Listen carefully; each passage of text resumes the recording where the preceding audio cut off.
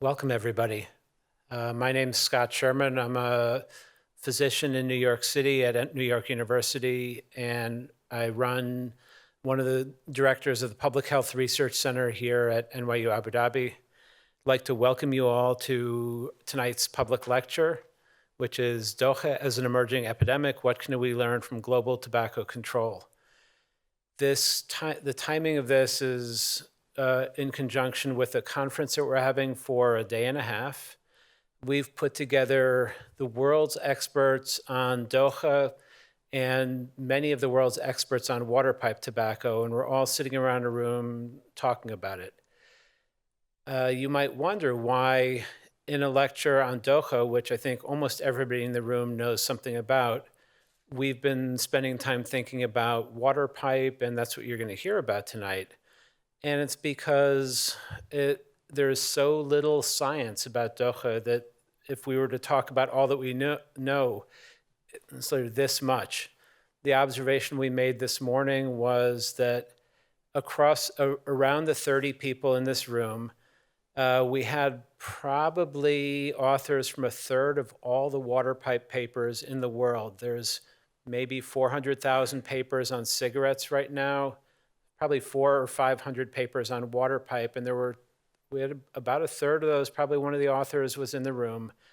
But for Dokha, we had probably 90% of the papers, there was an author in the room, and some of them, all the authors are in the room. Why is that the case? Because there's only 12 or 13 papers out there. So if this was a rare product, a rare health risk, we wouldn't care all that much. 12 papers isn't such a big deal. But from the Houqani project, from the work we're doing at NYU Abu Dhabi, from the work that's done all across the UAE, we know that this is a common product. If I were to ask here how many people know someone who smokes or has smoked Dokha, I think just about every hand in the room would go up. In our cohort study, the UAE Healthy Future study, the prevalence of cigarette smoking among men was the highest, but Dokha wasn't too far behind, and it was well above shisha. So this is a common product with very little known about it. And I think that we're going to hear two really outstanding talks about water pipe, because one of the reasons why we're all spending this day and a half is the thought that, here's our chance to start at the beginning. We see this as a common and dangerous trend. How can we make sure that we answer the science as quickly and as expeditiously as possible? So what we're going to hear tonight is two talks on water pipe. Each will be about 15 minutes, 20 minutes, that sort of range. We have two panel discussants, one from the UAE, one from outside the UAE, and each will talk for about 5 minutes, sharing their experience in this area. And then we'll take questions from the audience. So first, I'd like to introduce Dr. Tom Eisenberg, who's a professor in the Department of Psychology at Virginia Commonwealth University. And he runs one of the large centers in the United States funded by the Food and Drug Administration as part of tobacco regulatory science, is the Center for Study of Tobacco Products.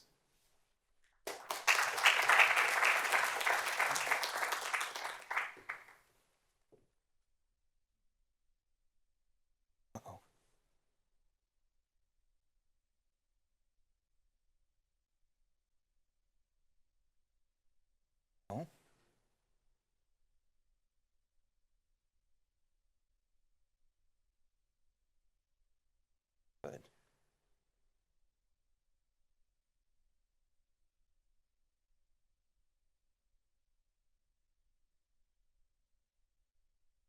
Yay, good. Hi, everybody. Thanks, Scott, for the introduction and for inviting me here. It's great to be back at NYU Abu Dhabi. I'm going to talk about a process we went through to use a transdisciplinary approach to understand tobacco product effects. I'm going to focus on water pipe, as Scott said, but the idea is that I think we could use this same approach to learn a lot more about Dokha or Midwakh smoking. First, just to get some things out of the way, I don't have any relevant financial interest to disclose, and as Scott said, I'm funded by the U.S. Food and Drug Administration and the National Institutes of Health. I think in a way it's kind of unfortunate that I'm the one here speaking about this topic, because there are a great many extremely qualified scientists in the Arab world who could give this exact same talk, and who I've been working with and who have been doing this work on their own or in conjunction with other Arab world scientists. So there's Dr. Al-Zubi and Dr. Kabor at Jordan University of Science and Technology, Dr. Maziak from the Syrian Center for Tobacco Studies, who's now at Florida International University, Dr. Saliba and Shihade, who are at American University in Beirut, and many others whose work you're going to see today. I also wanted to acknowledge the VCU students and staff who have been working with me. Now, I know from long experience that listening to me give a talk is extremely boring, and so most of you are probably going to zone out after a couple of minutes. So what I like to do is to start with the conclusion, so that if you listen to nothing else, you at least get this slide. What I want to describe for you today is that the rapid progress we've made in understanding the effects of tobacco smoking using a water pipe, or hookah, nargila, argila, shisha, is due to a transdisciplinary approach that brought together investigators from different disciplines to first understand each other, so that then they could jointly address a common problem. And I think the introduction Scott gave is really important, because about 10 to 15 years ago, we were more or less where we are today with Midwakh, with water pipe. That is, we really had very little well-controlled science to help us understand the effects of water pipe. And over the last decade, by working together to bring different disciplines to bear, we've been able to learn a great deal, as I think you'll see. And when I say different disciplines, I'm talking about analytical chemists, engineers, epidemiologists, pharmacologists, physicians, psychologists like me, and public health scientists, a whole bunch of people learning to speak the same language and then apply their science to this new problem. The other thing the point I want to make is that to understand the effects of any tobacco product about which we know very little, like Midwakh, we should use a similar transdisciplinary approach. So first of all, back about 10 to 15 years ago, we faced a common problem, and that is that water pipe use was increasing in the Arab world and indeed across the globe. Now, a lot of these data were from that period, and it shows that kids as young as 13 to 15 years old across countries in the Arab world are smoking tobacco in a water pipe. And in fact, by around 2005 or so, this water pipe epidemic spread to the United States, to Europe, pretty much all across the globe. And so that's why we got really interested in it. We found out that it was common in the Arab world. We really didn't know much about it. It was starting to spread. There was a really great need to learn more. So we asked a bunch of questions about water pipe that you could also ask about Midwakh. What is the product? What is this tobacco that they're smoking? What is the pipe itself, the argile that they're smoking it in? How do they use the product? What are people receiving? That is, what are they inhaling when you smoke a water pipe? And then what are the health effects of the product?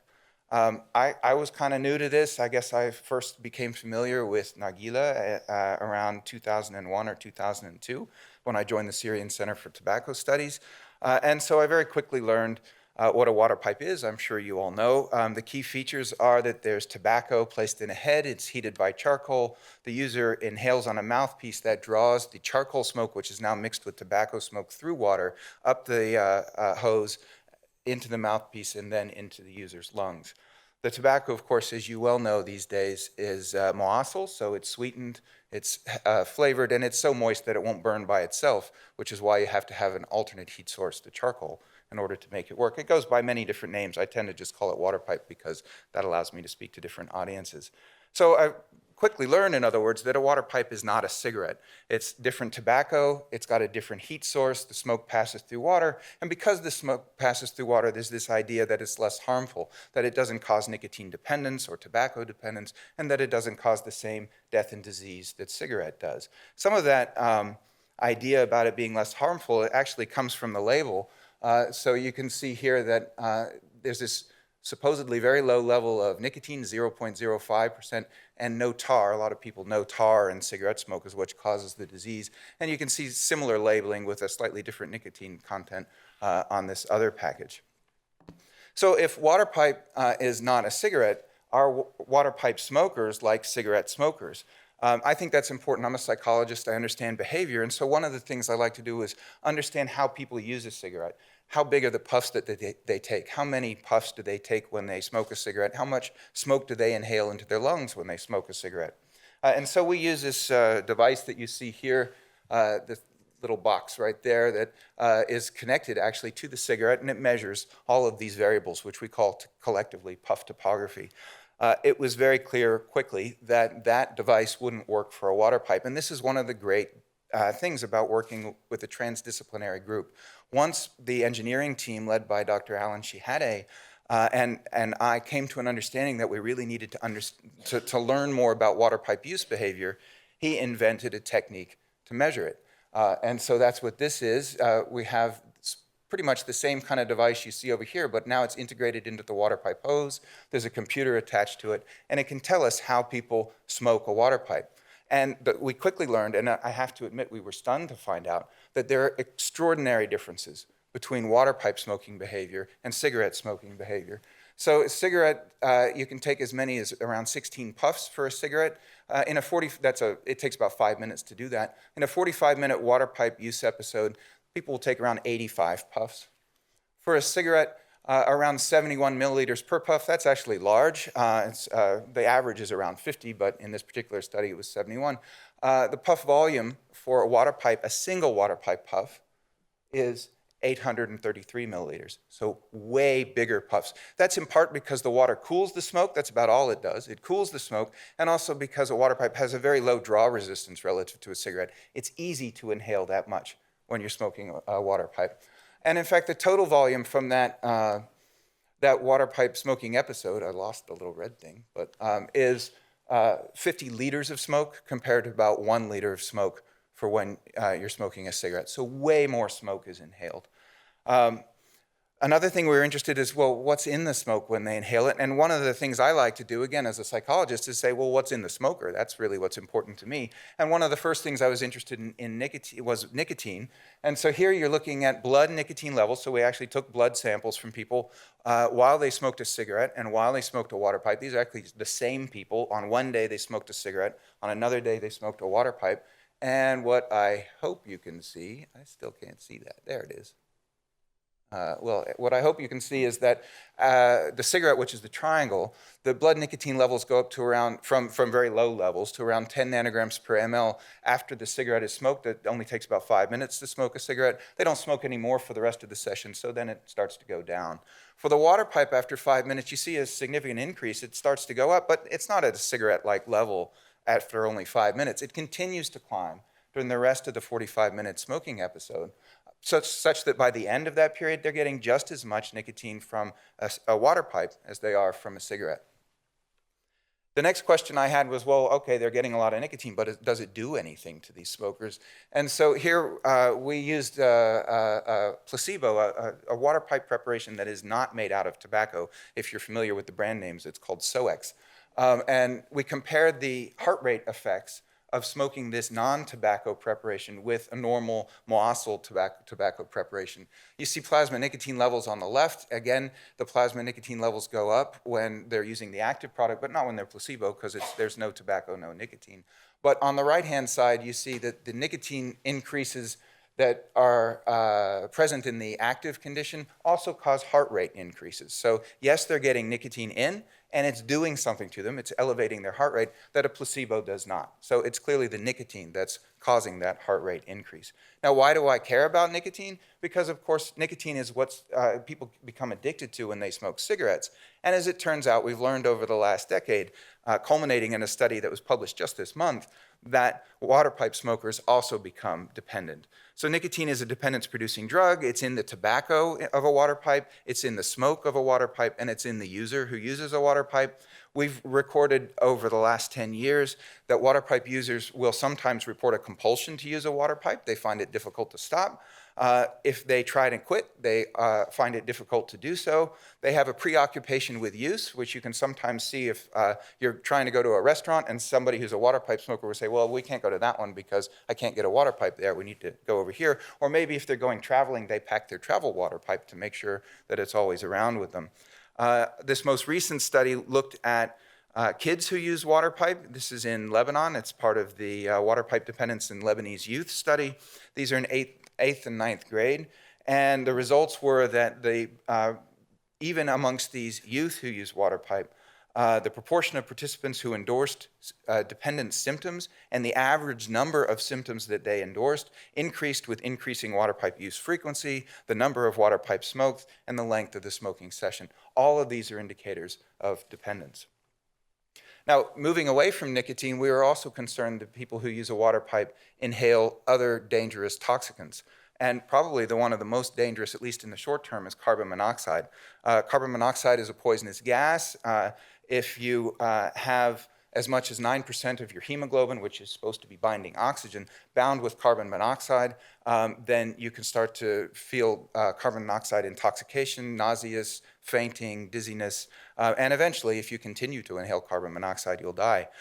This is again from the same study with the nicotine that I showed you for a cigarette and a water pipe. The carboxyhemoglobin, that is the percent of your hemoglobin that's bound to carbon monoxide, goes up a little when you smoke a single cigarette. It goes up rapidly when you smoke a water pipe, such that at 5 minutes it's already at 2%. It continues to climb during the rest of the water pipe smoking session.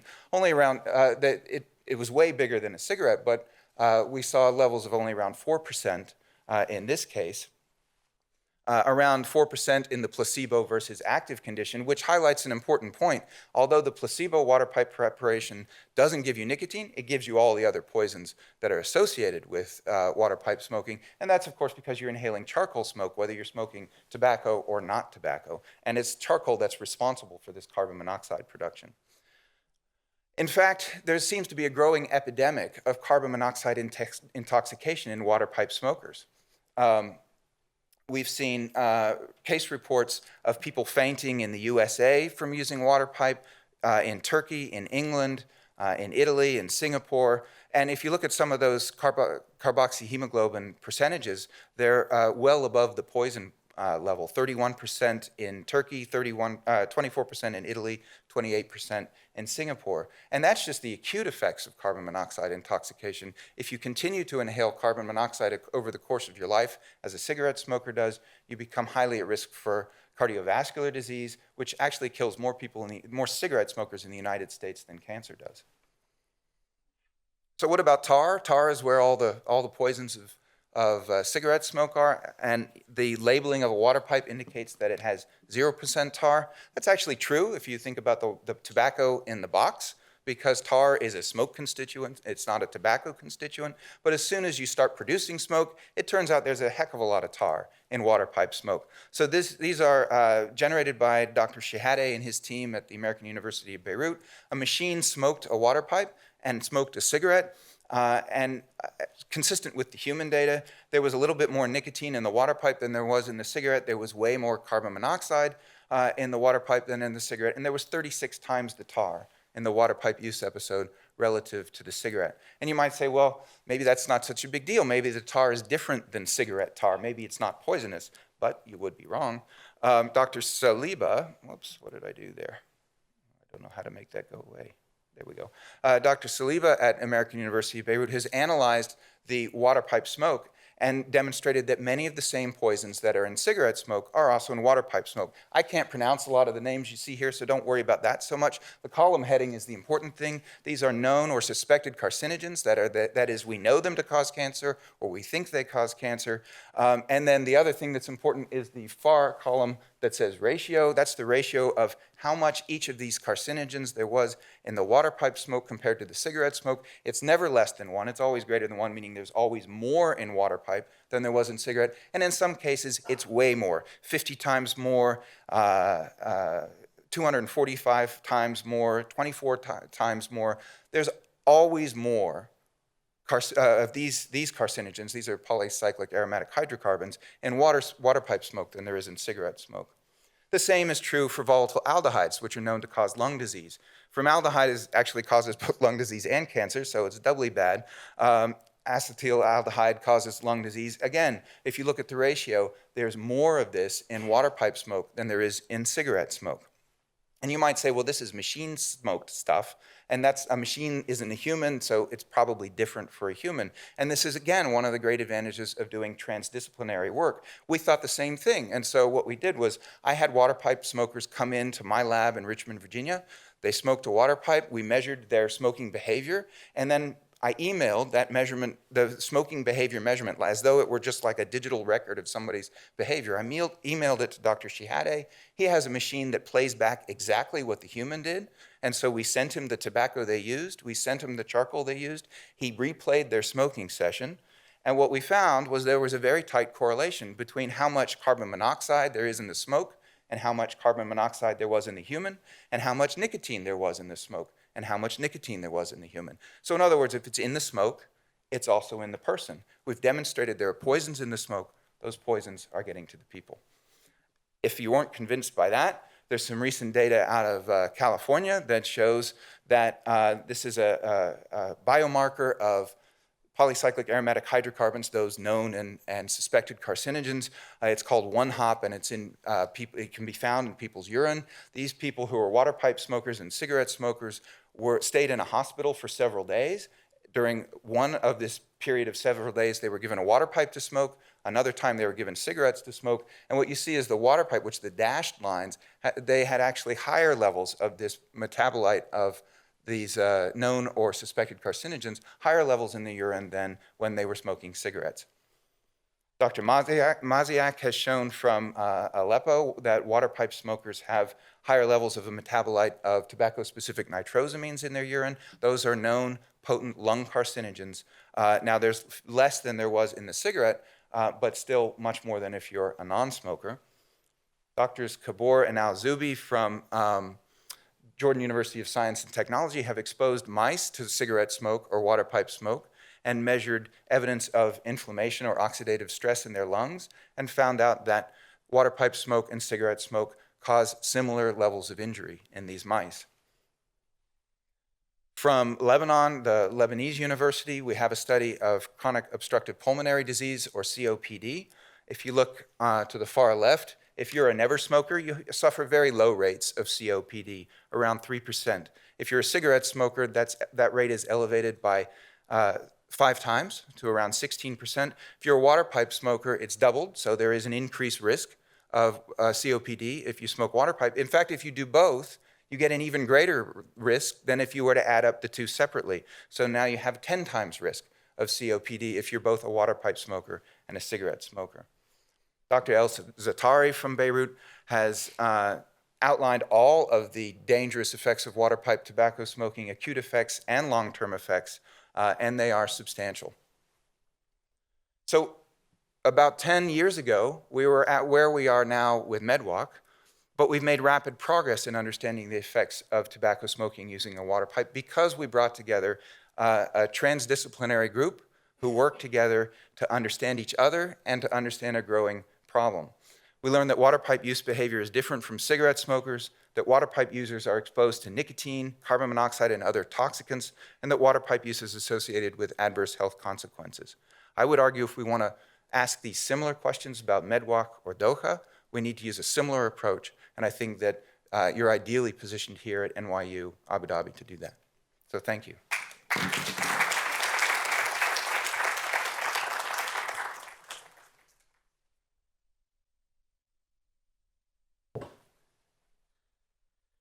Thank you very much. Our next speaker is Dr. Rima Afifi, who is a professor in the College of Public Health at the University of Iowa. Up until recently, she was at the American University of Beirut. So welcome, Dr. Afifi.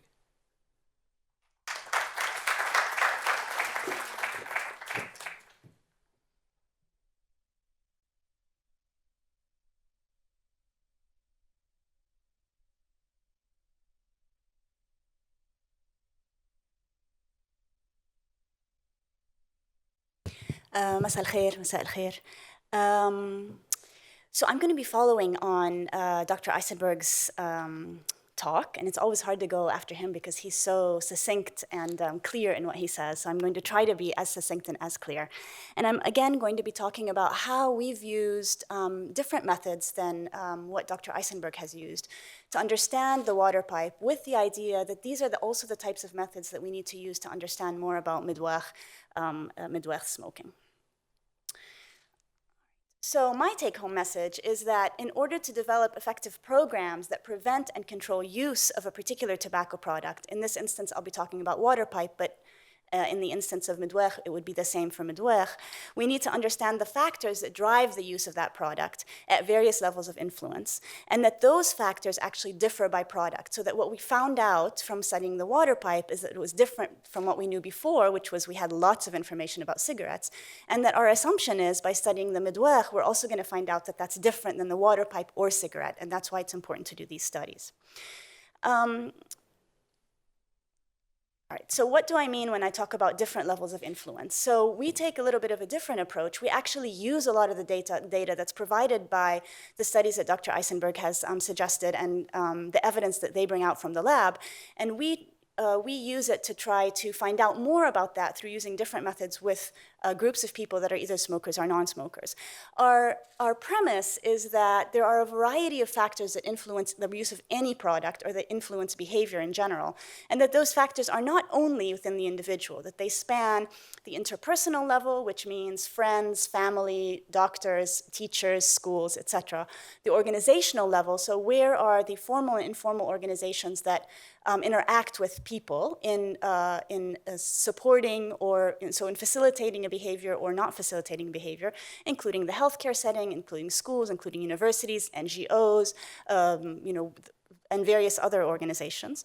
The community level, which is all the sort of social norms and community norms and mass media around us. And finally, the policy level, which is what are the regulations that either support use or detract from use. And the premise is that we actually have to interact at all these levels if we're going to support people in behavior change. So in other words, we have to create a healthy environment to support people in their behavior change. And so I'm going to take us through what we've done with the water pipe in those various areas to help us think through what we might need to do in Midwakh. Now, at all of these ecological levels, we actually rely on a variety of methods, including qualitative methods and quantitative methods, as well as mixed methods, so mixing qualitative and quantitative. And we also use a multidisciplinary or transdisciplinary approach, and wherever possible, a participatory approach, which means engaging those that are using in sort of thinking through what the issue is and what the solutions are to this issue. All right, so at the intrapersonal level, what are some of the things that we think about? So the interpersonal level is what we usually call knowledge, attitude, practice, and behavior surveys or studies, often known as CAB, for those of you that work in public health. And I'll start with behavior. So why we first started to get interested in water pipe, and also why we're now interested in Midwakh, is often we start off with sort of these qualitative observations that there's an increase in use of a particular product. And that gets us thinking about, how much, who, why, when, what's happening here. And so we often move from those observations to epidemiological studies that then investigate person, place, time, and interaction with other products. So for example, in the water pipe, what we found is that the epidemic seems to have started in the 1990s. And I'm going to skip here for a moment and take you to this graph that basically shows on the top that for every cohort, for any age cohort, the water pipe seems to be increasing at the same, in the 90s for everybody. Whereas the bottom level, which is the cigarette, you'll see the typical effect, which is that different cohorts start at different times. So this suggests that there was a timing in which water pipe all of a sudden started increasing. And perhaps this is what's now happening with Midwakh, is that it's increasing everywhere for lots of people, right around the 2010s, basically. I'm going to go back for a moment. Oops. All right, so that was the beginning of our thinking around what is the time of the epidemic. The place, we started to find out that although we thought it was sort of an Arab world phenomenon, in fact, this was happening all over the world. So that there were studies coming out from the UK, from the US, from India, from every region from every country in the Arab world, and there were a lot of cross-country comparisons. So, for example, Mohammed and his group looked at the Global Youth Tobacco Survey and found out that in a variety, in 15 of the EMR countries and 15 countries in Eastern Europe, there was young people, 13 to 15, using the water pipe. And Morton et al. Looked at the global adult tobacco survey and also found out that there are a whole variety of countries that are also where health professionals are using water pipe. In terms of person, so who is it that's actually using the water pipe? There were different profiles in different countries, but in general, it looked like youth were increasing use a lot. And in the Eastern Mediterranean region, it looked like, or in the Arab world, it looked like women were also smoking more, which is very different from the cigarettes. So all of these patterns we were starting to learn about from doing these epidemiological studies that came out of the observational studies. And then we also looked at interactions, and it looked like there was a lot of interaction between water pipe and other types of smoking. So in fact, for many young people, water pipe was surpassing young people in our region, water pipe was surpassing cigarettes as the most preferred form of tobacco smoking. And even in the US, before e-cigs came on, it was the second most smoked tobacco product among high school students and university students. So clearly a lot of use, and particularly with young people. So now we've established that there's a behavioral issue. It's time to think about what are the determinants of that use. And for here, when we think about determinants, we think about, all right, what do we have from evidence of similar products? So what do we know about cigarettes and the determinants of cigarettes? But also, what do we know about the theories that drive behavior change and behavior? And some of the things that we know is that knowledge and attitude at the interpersonal level, inside me, inside an individual, are important. Now, we can explore knowledge and attitude in a variety of ways, and I'll come back to how we use the data that Dr. Eisenberg showed to explore knowledge and attitude. But we can also explore knowledge and attitude through qualitative methods. And at the early stages of an epidemic, it's often these types of methods that will give us in-depth information about what's happening, why people are smoking a particular product, why it's appealing, what are the facilitators of that smoke, et cetera. And so we actually conducted 25 focus group discussions and 9 interviews in Lebanon, and came out with a whole variety of themes about the availability, that they can find it everywhere, that it's affordable, it's very cheap, that there's all these innovations that are happening, like putting the water in fruit, like in a pineapple, and that's how they were smoking it, or creating special water pipe containers that were particularly targeted at women that had flowers all over them.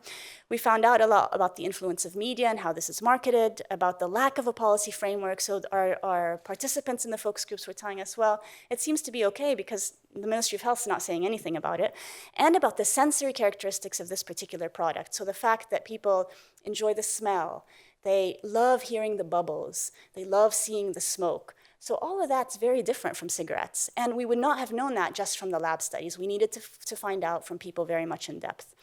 Those 25 focus groups in Lebanon were part of a much larger study where we collected 81 focus groups and 38 interviews in Lebanon, Syria, Palestine, and Egypt.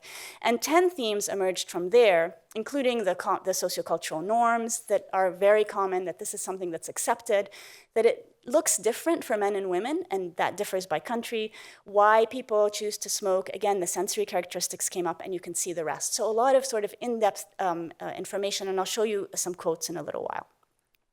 But knowledge and attitude from the lab studies help us also develop quantitative methods and survey items, so we can then sort of say, test people's knowledge. Do you know that water pipe smoke contains nicotine? Or do you know that you can get addicted to water pipe to nicotine from smoking the water pipe? Those things that the lab studies are telling us can be used in surveys to understand knowledge and attitude.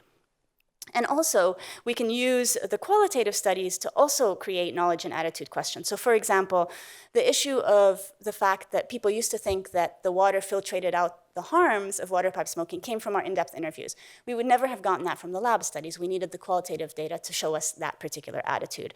The issue that people think it's safer because there's fruit flavors, or it's fruity. Again, that wouldn't have come out from the lab. We had to find that out from qualitative data. So the working with both those, or all those data methods helps us understand use. So here are some of the quotes that we found from these qualitative. So on availability. An emerging fad. 10 years ago, we weren't used to seeing water pipes. Nowadays, the first thing you people ask about when entering a restaurant, do you have a water pipe? The water pipe is fundamental for everything. The restaurant is doing well because it has water pipes. The evening is going well because the water pipe is available. In every place, there's a water pipe, in every setting. Here's on attitudes. At a certain age, young boys would be tempted to smoke to feel more manly. So that's an easy item that we can put within a survey. Okay? Do you smoke water pipe? Or to what extent do you feel like you feel more manly if you smoke a water pipe? Another attitude, water pipe smoking is a way to ease the stress. So again, you can take from this and create a survey item about whether or not people feel like it eases stress. Sensory characteristics. The sound of bubbling water is comforting. Its smell is fruity. And the gathering is for 2 to 3 hours. Such a gathering is a combination of all the factors, the sound, the smell, the taste, all the senses. I mean, you can just get the sense of what an experience this is to people. Okay, it's much different from the cigarette. So even they are telling us it's different from the cigarette. And again, the smoke itself plays an important role. If you ask a person to smoke in a totally dark room, he doesn't feel the same pleasure as smoking cigarettes or smoking water pipe in a place where he can see the smoke rising in front of him with all its movement. So it's like a personal relationship with the smoke or other parts of the water pipe. All right. So on to the interpersonal level. What do we know about the influence of the environment on people's smoking behavior? So we know very well from cigarettes that there's a huge influence of family, friends, teachers, those people that are in our close interpersonal circles. And that water pipe particularly, and very differently from cigarettes, has a very social aspect to it. This is not something, it's rarely something that you do alone. You've got to be pretty addicted to smoke water pipe by yourself. You usually smoke it with your friends.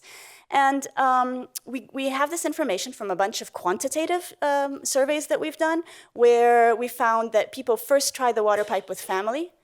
Nobody, or very few people, ever try cigarettes for the first time with their families. This is not something that your parents are giving you. But water pipe is something that people do in families.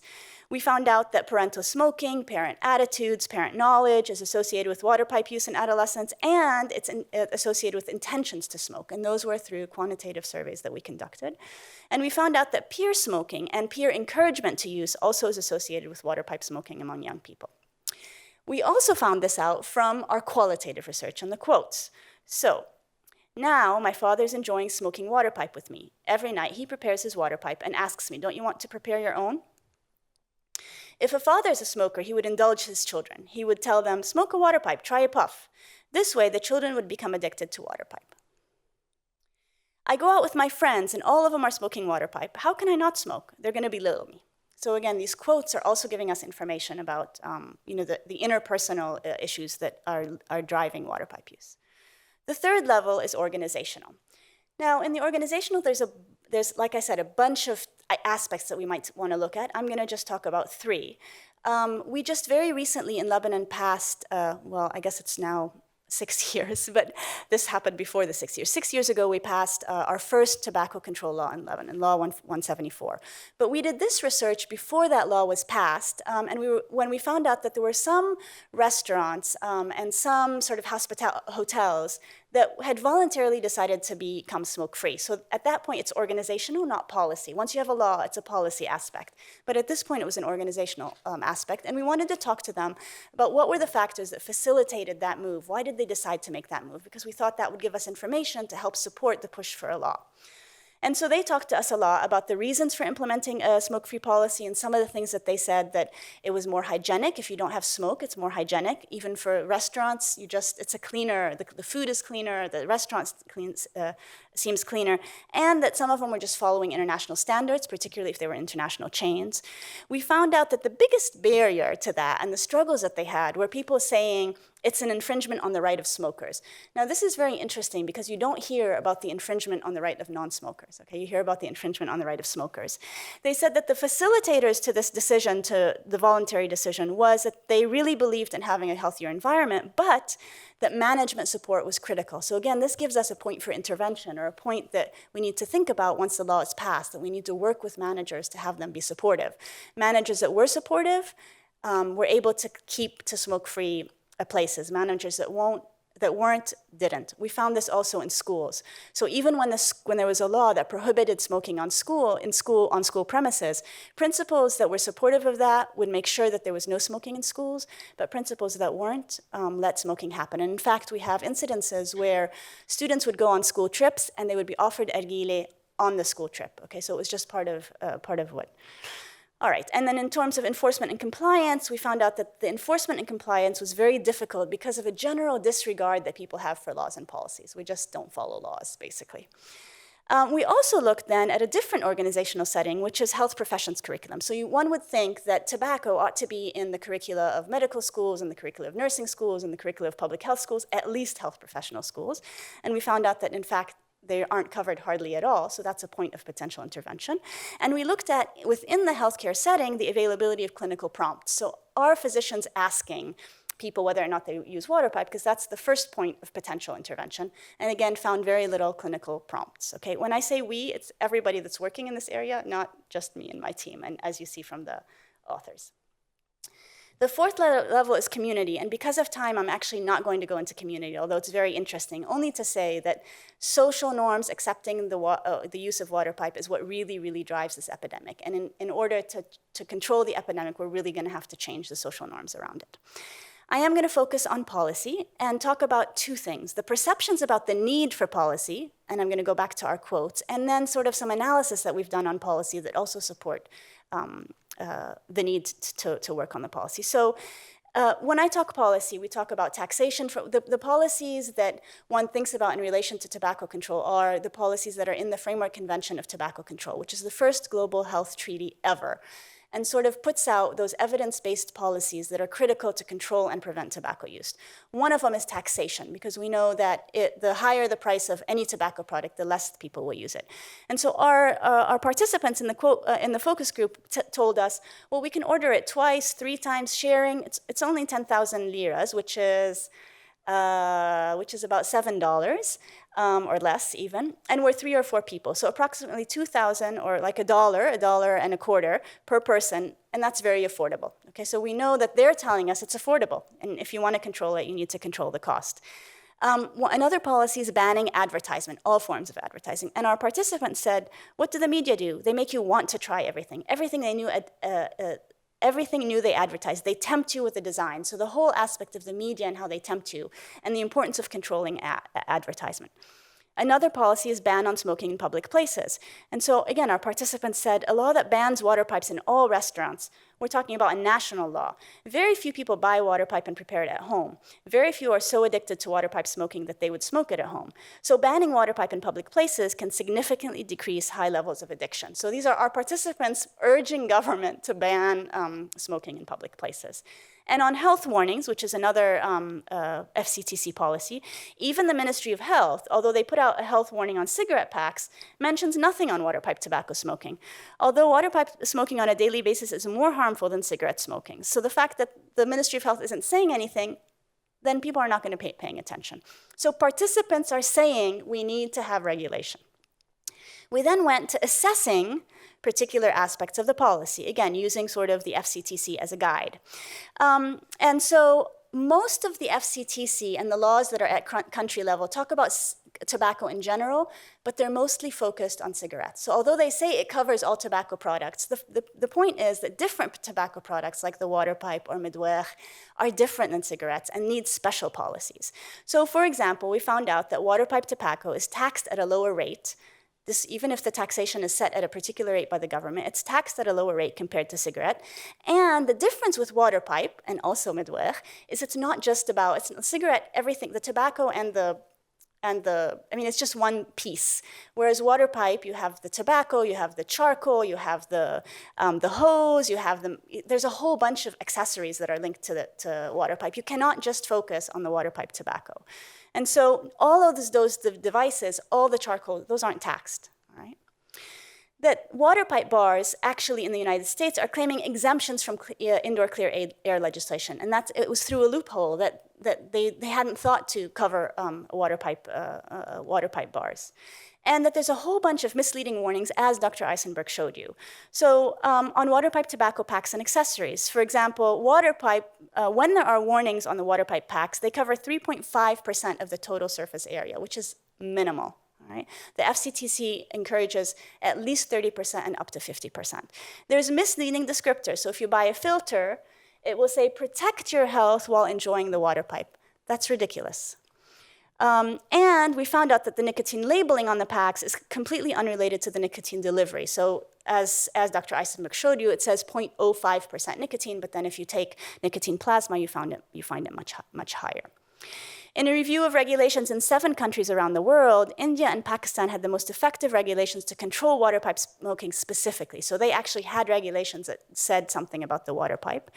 In an analysis of availability of clean air regulations in the US, only 4% of 100 of the largest cities in the US had clear policies for water pipe. All the others are just in general. And so if you put things together, there's this very interesting economic method called discrete choice experiments, where participants are given choices and then they decide. So if you had a water pipe at this price, with this much nicotine in this restaurant, and then another water pipe at this price, which one would you pick? And it gives us a lot of information about use patterns. They were actually averse to options that were labeled with higher nicotine content, and I'll show you an example in a moment. And if they were exposed to a health warning, they were likely not to choose to smoke water pipe at all, so that we know that these types of policies actually work. And we know very little about the economics of water pipe tobacco smoking. So this is one of the menus that was in the discrete choice experiment. So people would get choices between Double Apple, Blue Mist, Pirate's Cave, non-flavored, and you see that it says 0.05% nicotine, 0.00, 0.00, 0.5, so it's differing in nicotine level. And you see at the bottom the warning. Some of the menus had warnings, some of the menus didn't. And so whenever there was a warning, most people chose not to smoke at all. But when there was a warning, even when there was a warning, they would choose those, the flavor that had the lowest nicotine. So suggesting that if we can do this very simple intervention, it can actually control use. So why is all this information important? And how does it inform intervention? And why can't we just use what we know from cigarettes? Well, the last question is easy because this is a very different product. Okay? And all of this information is very important to develop prevention interventions. So for example, it helps us to tackle misperceptions. We never would have thought about water filtration if we hadn't done this kind of research. It makes us think that perhaps, since people are first starting to use with their families, we need to not only do interventions for young people, but interventions for parents, which again, we wouldn't think about for cigarettes.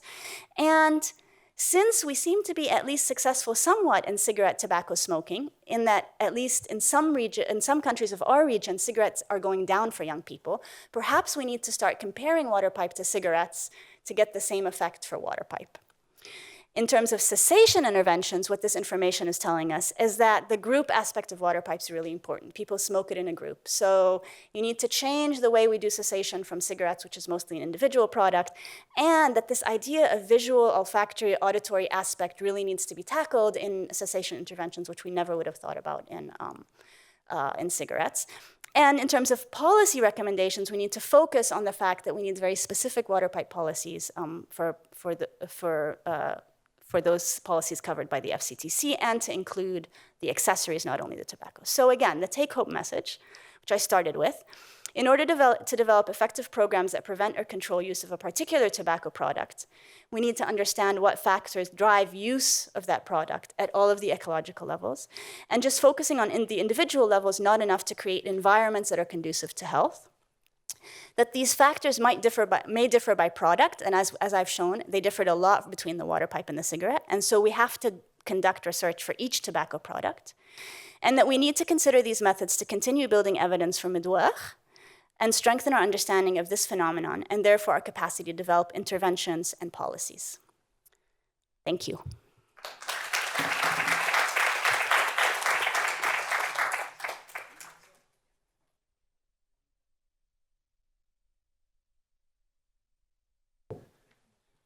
At this point, I'm going to have all four of our panelists and discussants come up, and I'm going to ask our two discussants to each spend a few minutes sharing their experience on Dokha or Midwakh. First will be Dr. Mohammed Al-Houqani, who's a professor at UAE University and a physician in internal medicine and pulmonary medicine. And then Dr. Michael Weitzman, who's a professor of pediatrics and environmental health at New York University. Okay. Great. Oh, no, it's Well, here. okay, it's a panel. Sure. So it's supposed to be a panel discussion. You're free to ask any questions about Midwakh, and I'm pretty sure many of you have seen Midwakh before. Does anyone has a Midwakh in his pocket? Have you ever seen Midwakh and how it looks like? If not, I can just get you a photo of Midwakh and start describing it. Seriously. Can we get? Yeah. Yeah, sure. So Midwakh is basically, the names comes, well, Midwakh was, let's call it Arabic pipes. And you'll see it in a minute. It's a pipes that made most of the time of wood, and it comes with a pulse that takes a dry tobacco of around less than 0.5 gram. The dry tobacco, we call it Dokha. And the word Dokha in Arabic means dizziness or vertigo. And people smoke Midwakh here for a long time ago. But the prevalence, we don't know. I could tell you that it was not very common to smoke within the culture of UAE. I heard many stories of people who smoked a long time ago and ended up in a jail because it was not accepted here in this region to smoke cigarettes. The only people who were smoking at that time were the British soldiers who brought cigarettes to the area. We had nothing like 40 or 50 years ago. Some people grew tobacco leaves aside the east of the Gulf of Oman, and they bring the dry tobacco leaves, blend it, and add it to this Midwakh, which is the pipe, and smoke it. What is interesting about the Midwakh is you burn it, and it's 2 puffs, maximum maybe 3 puffs, and it gives the smoker the buzz, the feeling of the nicotine. So it becomes sort of popular among adults. You see different type of Midwakh here. For many reasons. One of them is not expensive to buy the Dokha, not regulated. You could go to any of the tobacco shops and buy the dry tobacco, which we call it Dokha, and it costs like something around 3 or 4 dirham. There's no labels on it. The Midwakh itself, the regular one is not expensive. There's a pink one with this crystals for hair. There's for him also. There's a Maybach brand as well. So becoming sort of popular, and people think it's part of the pride of UAE or traditional of UAE. You see them smoking the tobacco, the Midwakh all the time, and when you hear this on a traffic light, they're cleaning the pipe and adding a dry tobacco. Now, what makes me interesting in this is the first survey that I worked with Health Authority of Abu Dhabi, who did the Wiqaya database, which is the largest cardiovascular survey. They were screening all the UAE national for cardiovascular risk factors, and one of the questions were related to smoking. And I took that data and started to analyze, and I found that the second most popular tobacco product in UAE is Midwakh. So I said, oh, well, do we have anything on the literature on Midwakh? And at that time was almost nothing. So I started to search, went to the tobacco shops, took photos and asked questions and got the Dokha and started to measure how much it takes and ask people who use the Midwakh. So 15% of the smokers within the UAE smoking Midwakh is a lot. And then further study came after where we saw the trend is going up. One study among premarital screening done, and I see here Dr. Amar Shafi in Abu Dhabi, and they found 12% of adult UAE national are smoking Midwakh. Now, searching on the net, we found that people smoking Midwakh not only in the UAE, but there are e-shops selling Midwakh across the globe, in the US, in California. So it seems that it's a trend and the prevalence is increasing day by day. So we're here getting together to learn from the experts and from the experience of other people who find out the effect, the harmful effect of water pipes, the cigarettes, and we try to learn it on Midwakh smoking. Now, is Midwakh harmful? I would say yes, for sure. we do have some evidence of the acute effects of Midwakh smoking. The heart rates and the blood pressure goes up by 20 millimeter of mercury with almost one course, which is 3 puffs of Midwakh smoking. And recently we got an article by Dr. Yahya Sayed, is he here? Yes, who chemically analyzed the Dokha and found at least 3 carcinogenic chemicals and maybe 22 irritant within the Dokha.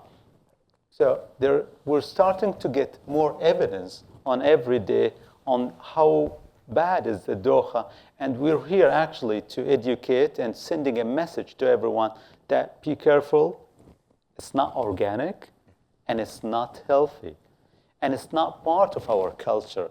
And I'm saying not part of our culture because if you look at the prevalence of Midwakh smoking among UAE, the most popular age group who smoke it is between 20 and 30. The second most common are 30 to 40, and rarely to find people who smoke Midwakh on the age between 50 and 60. So it's not really popular in the old days in here, and it's a trend among the young generation. That's my part, and I'll move the mic to Michael. Thank you very much.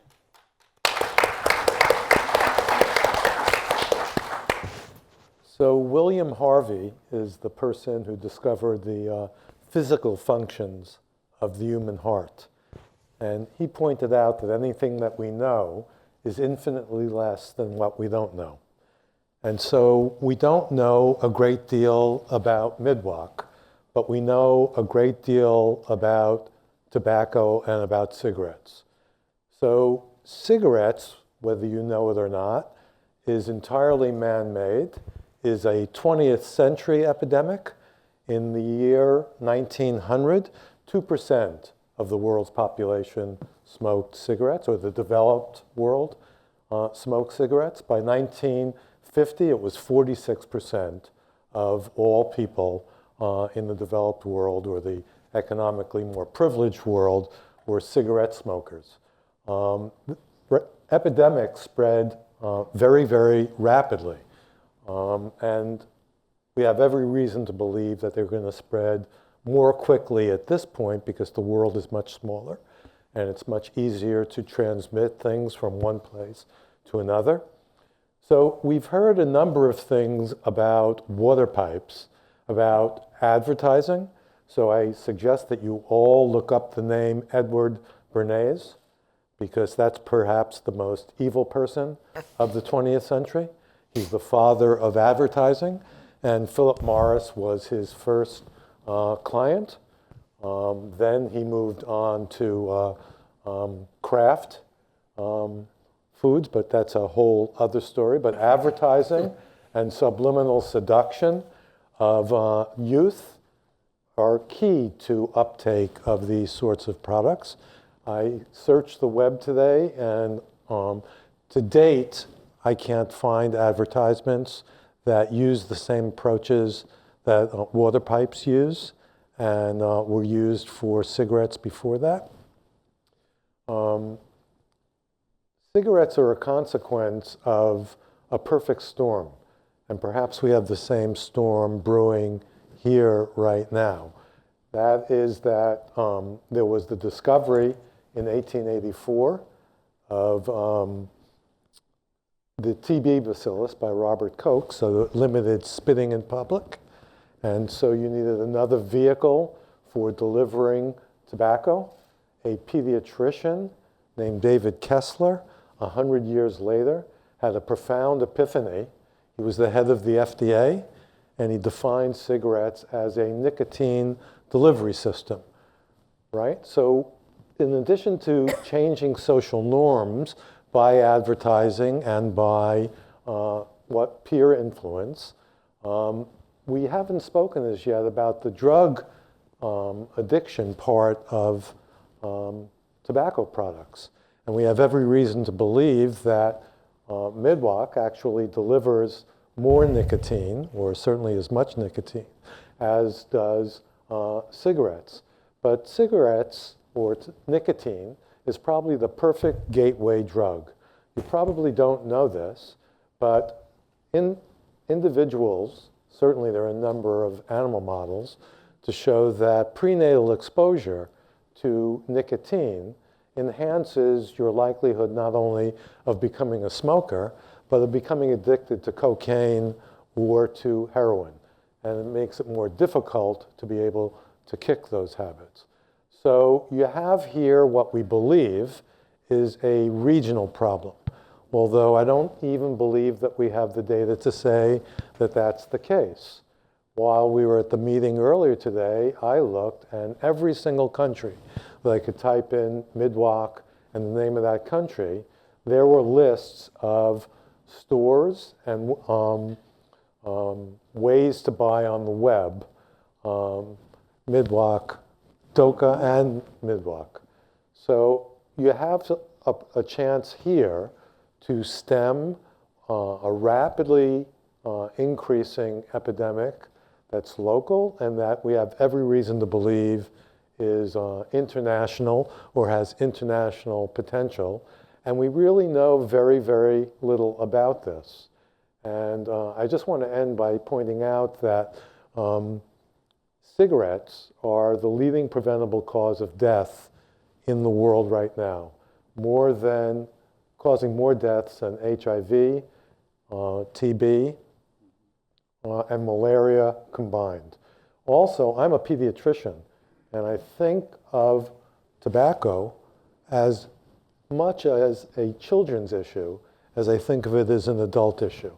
I started off this morning by introducing myself to the other participants by pointing out that I was the token pediatrician. But we then spent the entire day without using the word child, but virtually all the data that was presented related to uptake and use of Midwakh by young individuals. The average age of beginning to use cigarettes is about 11 or 12 in the United States. That's the average age. So you're talking about something that really is child-related. And you have a great opportunity here to improve not just knowledge about a particular product that affects the health of the public here, but that probably has global implications. And so this is a wonderful opportunity to deal with one of the worst things that human beings have ever created. Thank you.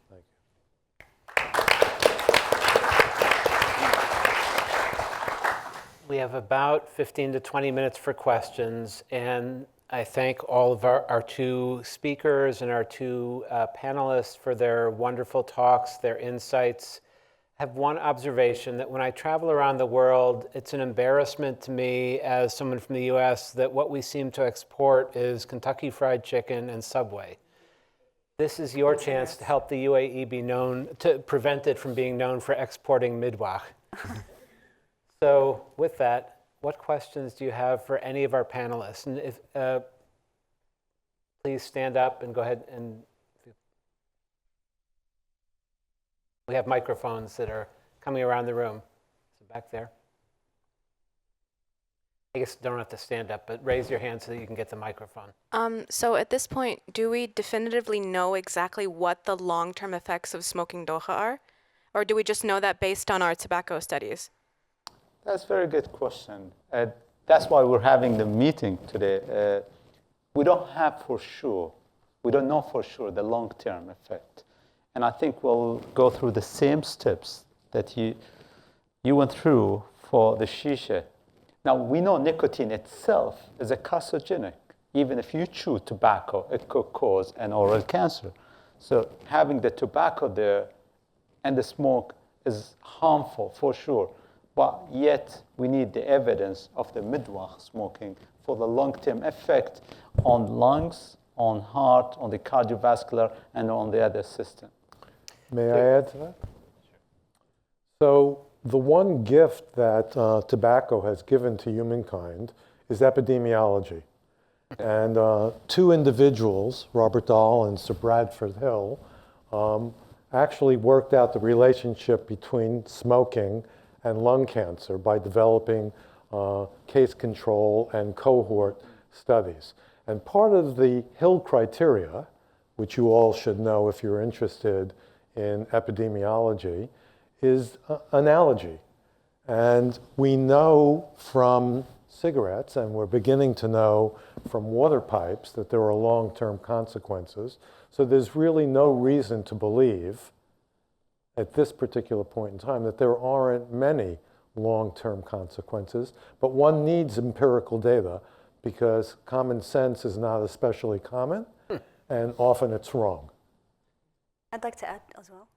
So when I'm asked that question, I basically say that there's no tobacco that's good tobacco. I mean, I think that's something that we can just know. So there's no tobacco that's good tobacco. And in fact, we've often debated amongst ourselves about whether even we should be making these comparisons. Because if you say water pipe is worse than cigarettes, does that mean you want to push people to cigarette smoking? I mean, right? So should we even be comparing? I mean, I think the bottom line is no tobacco is good tobacco, and all of them have effects, and we should stay away from it. Very good. Question?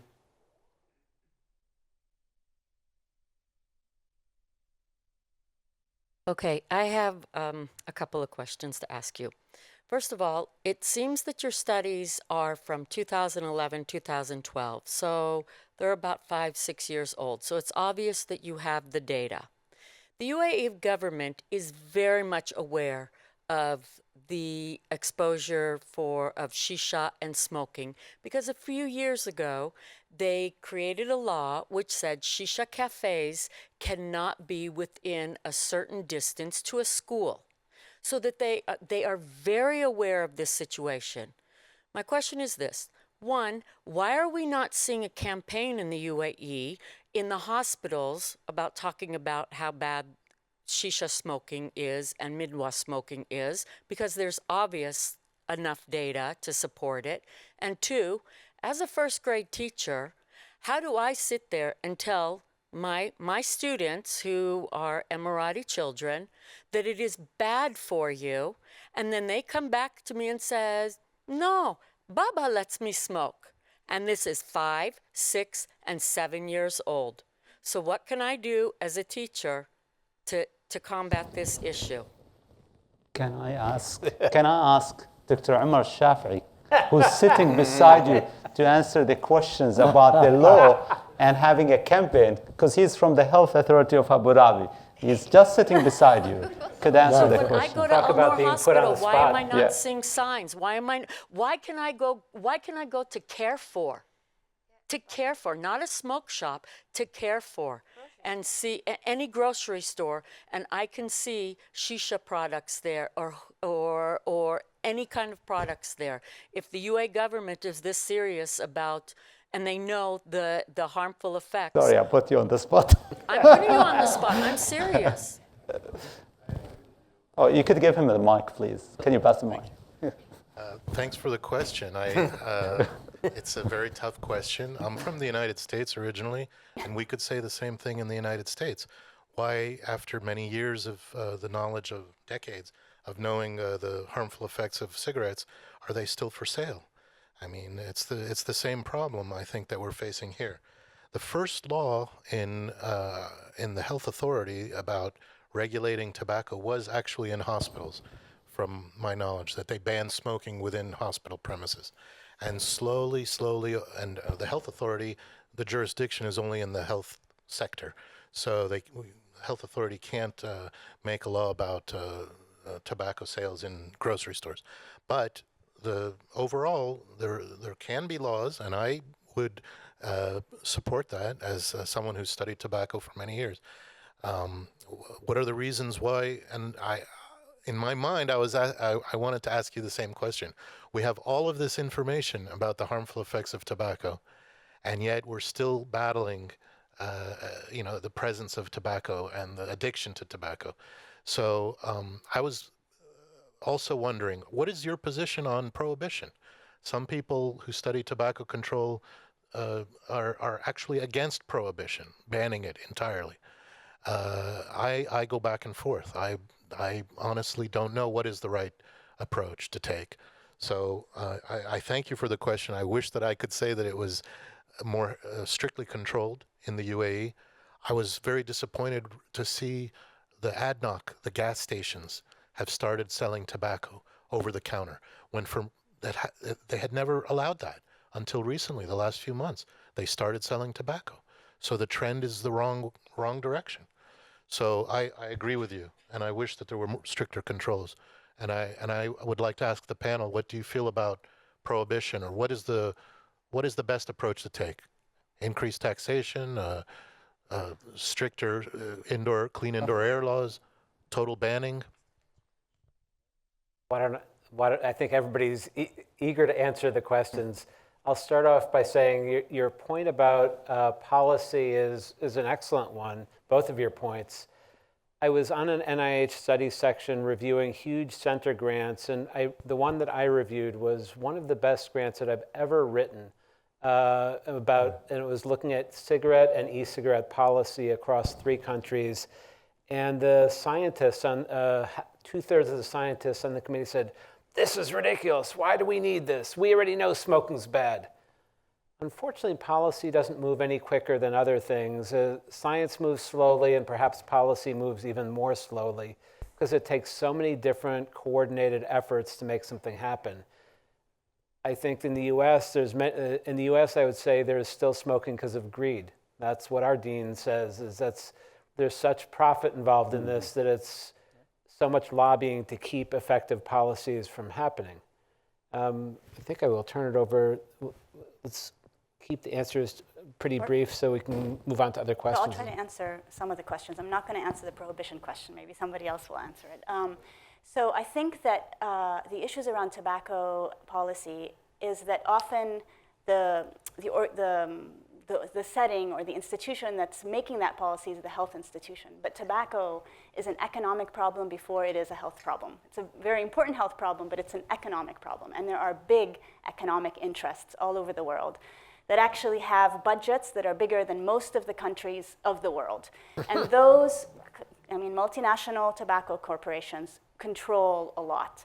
And so here we are as advocates struggling to get our message across when there's huge amounts of money coming into media to support people smoking. So that's one part of the answer to your question, I think. But I would encourage citizen advocacy. So I'm a big believer in advocacy from the bottom. I think we need to all be speaking out for what we believe should change. Your question's in the right place. We all need to be asking those questions, and we need to keep asking, and work at the community level to make this change happen. So I encourage you all to be advocates for health and to continue to make your voice heard every opportunity you can. I think it's an excellent question. In terms of what you can do as a teacher, there's 2 things about that. One is the issue that we do need to be working with parents because we clearly need to change attitudes of parents. But the other thing that has worked is that often children can transmit messages to parents. And so we've seen in the cigarette epidemic that by educating young people, they then go tell their parents what they're learning in schools, and that slowly but surely also changes. So I would also encourage you to keep the message going in the school system because that also can turn around and have the reverse effect. I think with regard to prohibition, so that's the question I'm going to choose to answer. It probably differs by country. I know my own country, the United States, best. And we don't seem to do too well with legal prohibitions against psychoactive drugs. Where I do think we do well is when we prohibit the advertising that makes psychoactive drugs even more appealing than they already are, and we maximize the exposure to messages that psychoactive drugs can be dangerous. And so I don't understand why we have to allow the tobacco industry in the United States and elsewhere to continue using the advertising techniques that you spoke of that we all know simply make a lethal product more likely to kill, and why we can't take that money and other money and spend it instead on educating the parents, educating kids, so that this cohort is the last cohort that uses tobacco. Move on to other questions. Oh, you got taken off the hook. He had one. There's one in the back and one over here.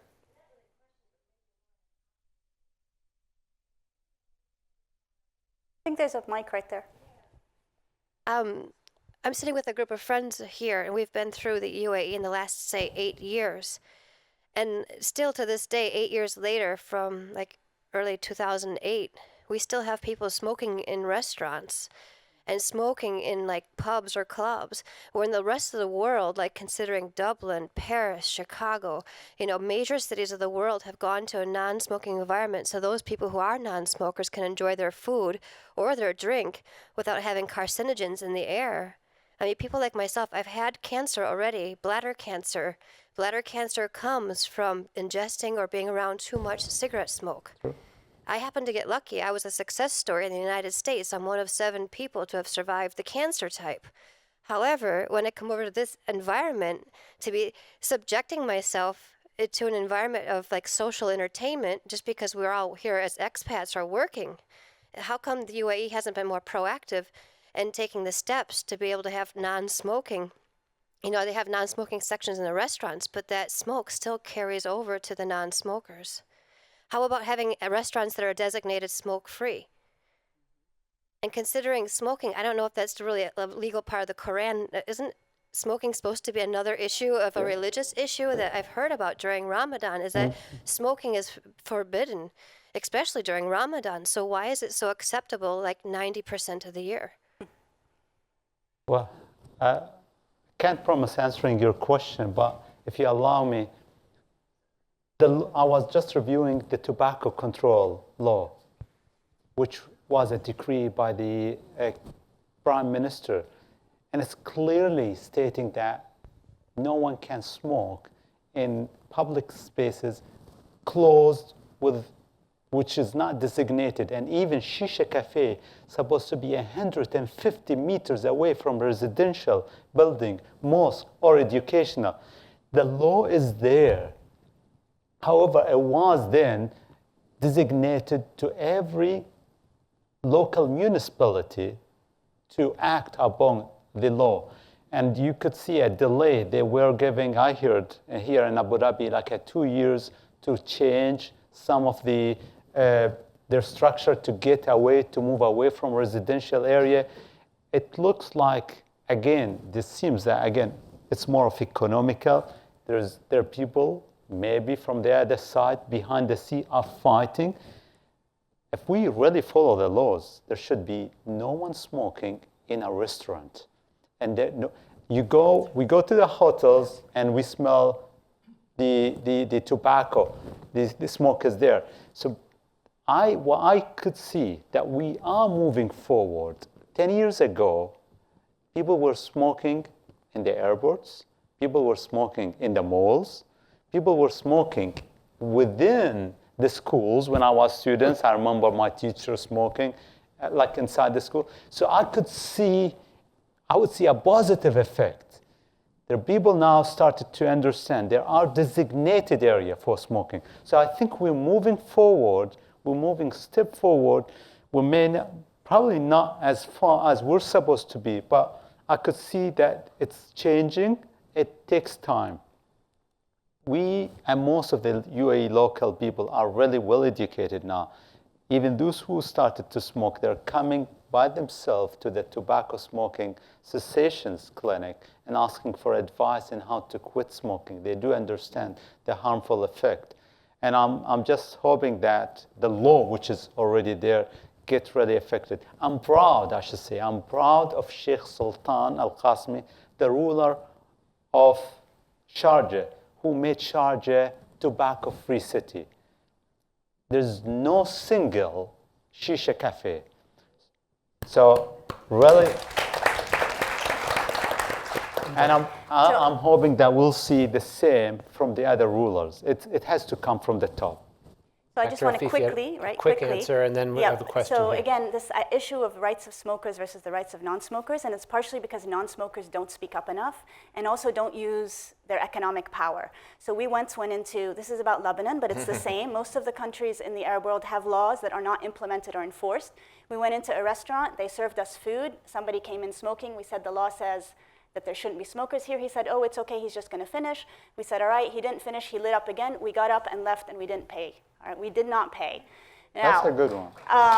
if they wanna call the police on us, actually they're at fault, so they can't even do that. So we need to start as non-smokers using our economic power just like smokers use their economic power. Well, I'm inviting you for a dinner today. We don't have to do it. I'm Binsal Abdul Qadir. I'm a journalist with the Gulf News. I have one question each to Mr. Dr. Mohammed and Dr. Rima. Dr. Mohammed mentioned that among Emiratis, 12% adult Emiratis are addicts of Midwakh. They do Am I right? smoke, yes. 12%, yeah. So if it is not latest figure, has it gone down over the years, this particular habit? And how alarming is it if you compare with global average or trend in other countries? How alarming is it? Well, it went up, actually. The first study that we've done, the prevalence was around 3%. The second study showed it was 12%. And today we heard from the Global Youth Survey, it reached around 15%. So we can see that it's really going up. There's different methodology. The sample is not the same, but it's alarming. It's not going down, it's going up. And Dr. Rima mentioned in your presentation some of the addicts. They mentioned that they started from the family. And I noticed that some quotes you used to were of a Lebanese woman and a Palestinian woman. So is it mainly a trend among women users or both genders? And your survey, was it done in across the Arab world, or can you please? Okay, so first I just want to make sure that the term addict is different than the term user. Yeah, users. So I think we've all been talking about people who use the product. We haven't defined particularly, except in some cases where we said dependence. We're not talking about addiction. We're talking about use. So the reason that we highlighted women across the Arab world is it seems like water pipe is different than the perception of women's use of water pipe is different than the perception of women's use of cigarettes. So across the Arab world, except for Lebanon and a little bit Jordan, cigarette use among women is very low, like in the less than 10%, 2%, 3%, 5%. But water pipe use among women is actually much higher. So it can get up to 20, in Lebanon it's 30, they're very high levels. And so that's why we're trying to understand why is it more acceptable for women to use the water pipe. What was your second question? Oh, and we did it across. Yeah, we've done surveys across the Arab region and for both men and women. We're out of time at this point, so I would like to thank the audience for coming. You've heard some wonderful talks. I would encourage you to take action and be part of the solution, whether it's in your school, in your restaurant, standing up for your rights as a non-smoker, and to not be harmed by the smoke around you, because that's the only way the change will happen. We've heard encouraging news that change is happening, that there are many more tobacco control laws now than there were 10 years ago, but we've also heard alarming news about the trends going up. So we hope to finish our day and a half of discussion tomorrow to come up with what additional research and data do we need to help drive the next wave of policies that will help us to control this epidemic. Thank you very much for your time, and thank you to all of our speakers and panelists.